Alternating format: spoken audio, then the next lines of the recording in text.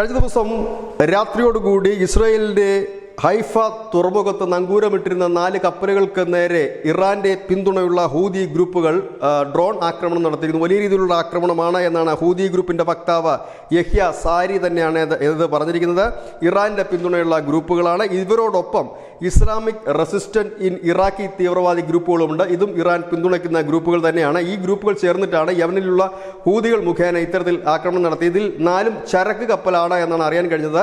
ഏതായാലും ഇസ്രായേൽ ഇതിനോട് പ്രതികരിച്ചിട്ടില്ല എങ്കിൽ തന്നെയും ഒരു ശക്തമായ തിരിച്ചടിക്കുള്ള സാധ്യതകൾ ലോകം കാണുന്നുണ്ട്. ഒരു ചെറിയ ഇടവേളയ്ക്ക് ശേഷമാണ് ഹൂതി വിമതർ വീണ്ടും ഇസ്രായേലിന് നേർക്ക് ഇത്തരത്തിലുള്ള ആക്രമണം കടുപ്പിക്കുന്നത്. ഇതിന്റെ പിന്നിൽ ഇറാനാണ് എന്നുകൂടി വരുമ്പോൾ ഒരു ചെറിയ ഇടവേളയ്ക്ക് ശേഷം വീണ്ടും പശ്ചിമേഷ്യ കലാപകലുഷിതമാവുകയാണ്. News India Malayalam.